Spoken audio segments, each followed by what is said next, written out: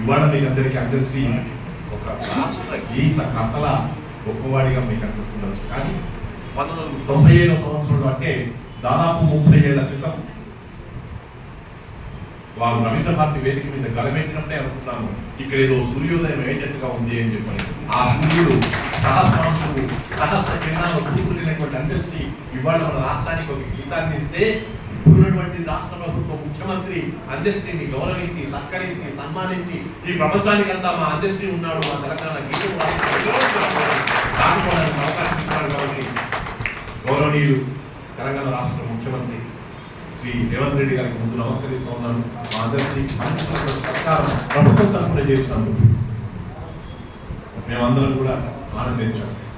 నేను 50 ఏళ్లుగా ప్రభుత్వంలో భాగస్వామిగా ఉన్నటువంటి వాడిని కాబట్టి ప్రభుత్వం ద్వారా సత్కారం అని చెప్పంటే అరుదైనటువంటి అంశంగా భావిస్తూ అలాంటి మా అందశ్రీకి తప్పకుండా ఈ సత్కారం మనం చేయాలని చెప్పే భావంతో చంద్రప్రకాష్ గారు, శంకర్రావు గారు, ఉదయవరు గారు, శ్రీనివాసరావు గారు, మా కార్యవర్గ వర్గం అంతా కూడా ఏకగ్రీవంగా ఆమోదించినటువంటి పేరు శ్రీ అందశ్రీ గారు.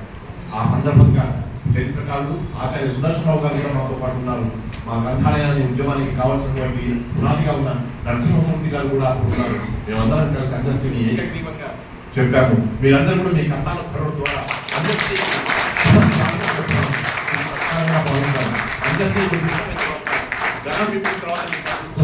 దాశరథి గారి యొక్క సాహిత్య పురస్కారం వీరికి ఎందుకు అందిందాలి. ఆనాడు ఆయన గలవెత్తి నా తెలంగాణ కోటి రత్నాల వీళ్ళన్నట్టుగా ఈనాడు గలవెత్తి జయ హే జయ హే తెలంగాణ అని చెప్పినటువంటి జననీ జయ కేతనం అని చెప్పి గలవెత్తినటువంటి ఈ మహానుభావుడికి సత్కారం జరుగుతుందంటే శ్రీకృష్ణదేవరాయ భాష వాళ్ళు చేసిన పని ఎంత గొప్పదో మనందరం కూడా గమనిస్తాం. మరొకసారి ఇక్కడ ఉన్నటువంటి యువతకి విద్యార్థులకి ముఖ్యంగా చెప్పేది ఏంటంటే మనము మన యొక్క స్థితిగతుల్ని దృష్టిలో పెట్టుకొని మనం ఏ రకంగా ఉన్నాము, ఎంత సంపాదించుకుంటాము, ఎంత సంపాదించుకుంటున్నాము, ఎంత గొప్పగా ఉన్నాము, మా తల్లిదండ్రులు ఎంత ధనవంతులు, మా తల్లిదండ్రులు ఎంత పరపతి గల వాళ్ళు, మా తల్లిదండ్రులు మా కుటుంబం ఎంత గొప్పది అని చెప్పి చూడకుండా మనం ఎంత గొప్పవాళ్ళం కావాలి, మనం ఈ దేశానికి ఏం చేయగలగాలి, సమాజానికి ఏం చేయగలగాలి, ఒక అందశ్రీ లాంటి వాటికి సత్కారం పొందుతూ ఉంటే రేపు పొద్దున ఈ సమాజానికి, తెలంగాణ రాష్ట్రానికి, మన దేశానికి మనమేమైనా సేవ చేసేసి మనం అలాంటి బాటలో ఎందుకు నడవకూడదు అనేటువంటి స్ఫూర్తిని కలిగించడానికే ఈ దాశరథి జయంతి. అందుకనే మీరందరూ ఇక్కడికి వచ్చినాం, చాలా సంతోషంగా ఉంది. పెద్దలు కూడా చాలా మంది వచ్చారు. ఇప్పుడు నేను గౌరవనీయులు శ్రీ చంద్రప్రకాష్ గారిని తమ సందేశం అందించాల్సిందిగా మనకి చేస్తూ ఉన్నాను. క్లుప్తంగా అంటేనే న్యాయం, ప్రజల జీవన వేదంగా భావించే అందశ్రీ గాంధీజీ ప్రవచించిన అహింసని పరమధర్మంగా భావించి తెలంగాణ ఉద్యమంలో పాల్గొన్నారు. అంతకు ముందే ఆయన ప్రగతిశీల ఉద్యమాల ప్రభావంతో వందలాది గేయాలు రాశారు. అయితే తెలంగాణ అస్తిత్వాన్ని, సంస్కృతిని, ఆత్మగౌరవాన్ని చాటుతూ ఆయన వ్రాసిన గేయాల్లో ఎంతో వాస్తవికత ఉంది, ఎంతో జీవితం ఉంది, అనుభవం ఉంది, మదన ఉంది, సృజన ఉంది, గుండెను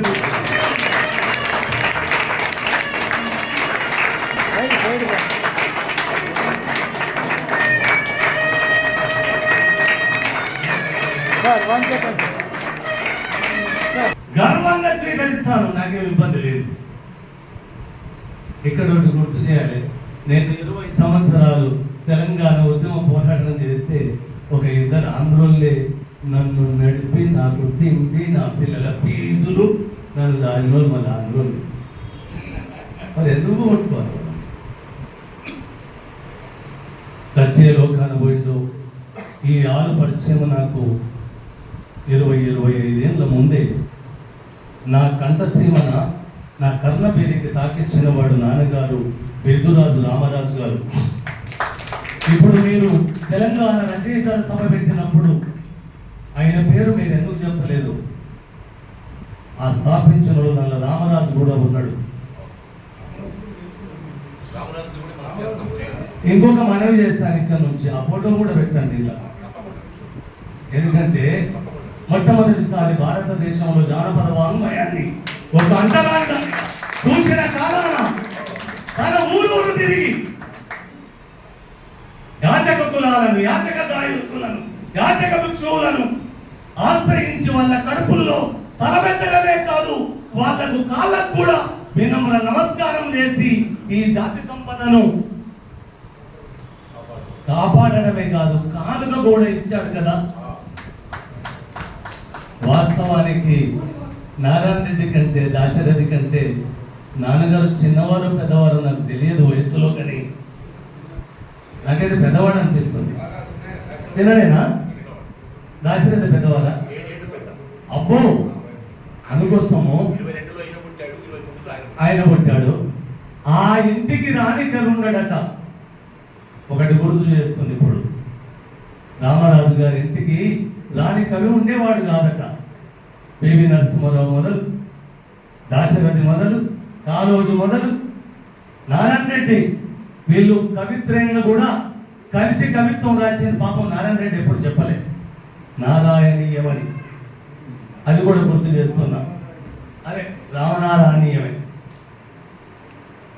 అలా ఈ ఆలు నాకు ఎప్పుడూ నా జీవితంలో కలిగిన ఆలయం ఇది.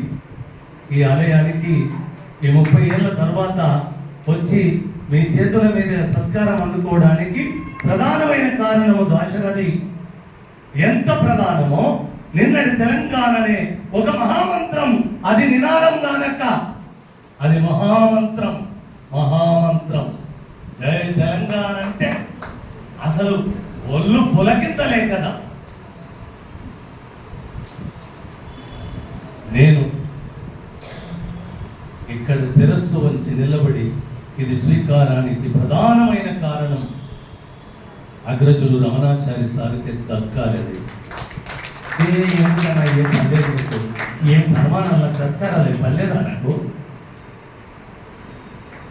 21 సంవత్సరము మొలకెత్తిన జయ జయ తెలంగాణం మీసం మెలేసిన కాలములో నాకు అత్యంత సత్కారం దాశరథి నుంచే. నా గీతం ప్రకటించిన తర్వాత నాకు మొదటి సత్కారం ఇది. నాకు మొదటి సత్కారం. ఓ నిజామా పిశాచమా, ఒక్కటి గుర్తు చేస్తాను. మా శంకరన్ నుండి ఇక్కడ ఉన్నాడు కాబట్టి, ఇలా రచయితల సభ వాళ్ళు పెట్టుకున్న పేరు ఎక్కడిదో తెలుసా? మనల్ని పూర్వంలో స్థాపించిన దాన్ని ఇప్పుడు ఆ పేరుగా వాడుతున్నారు వాళ్ళు. దాన్ని సారు ముఖ్యమంత్రి అంటారు, లక్ష్మీపార్వతి చేతిలో ఓ అంటే ఓంటుంది రాజకీయం. ఎందుకే ఇప్పుడు ఒక్క పాట పాడు రాదురా? ఈ దరిద్రం ఎదుగురా నీకు? ఎక్కడ కాసేపు తల, నువ్వు ఎక్కడ తల వంచకురా. ఇక నీ జబ్బు ఇప్పుడేం పోదు కానీ, ఇక అది ఫైనల్ వరకే పోతుంది కానీ ఇప్పుడేం పోదు కానీ, అది బతుకంతా ఎక్కున్నది ఉండని. ఈ దిక్కులేనితనం ఈ ఆకలితో ఇంటికి పోయినప్పుడు ఎట్లుంటుందో ఒక్క పాట పాడుకోరా. నాకు ఇష్టం ఉందండి, 1000 2000 లేకపోతే 3000 నీకు పంపిస్తా పోరా అని నా ఆకలిని పసిగట్టి నన్ను ఆదుకున్న చెయ్యదు.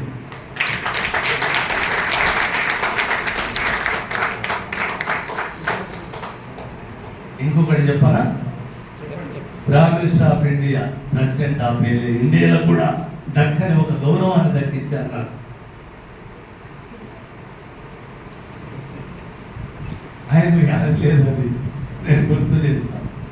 ఒకనొక రోజు సెంగల్ రాయుడు అని తిరుపతి ఎమ్మెల్సీ, ఆయన పౌర్ణమి పౌర్ణ దర్శనాలకు దేవర దర్శనం అంటే, దేవర అంటే వెంకటాచలపతి మహాదేవుడు.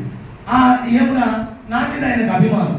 ఎక్కడి తిరుపతి, ఎక్కడి ఓసూరు, ఎక్కడి తెలంగాణ.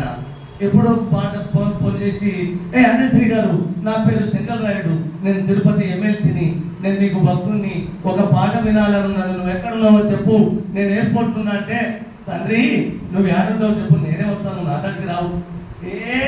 నువ్వు చెప్పా ఎక్కడున్నావు, నేను వస్తాను నీ తడికి అంటాడు ఆయన.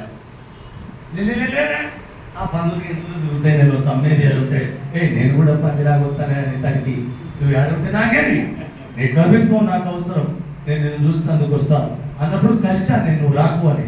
కలిసిన తర్వాత పౌర్ణ దర్శనానికి వస్తావంటే ఎస్కేపిజానికి తప్పించుకోవడానికి ఒక మాట అన్ననే, నాకు రావాలని ఉన్నది, రాలేదంటే ఆయన గోపడతారు, రాయలసీమ ప్యాక్సనిస్ట్ నా మీద కూడా బాంబేసిన ఎత్తాడని భయానికి.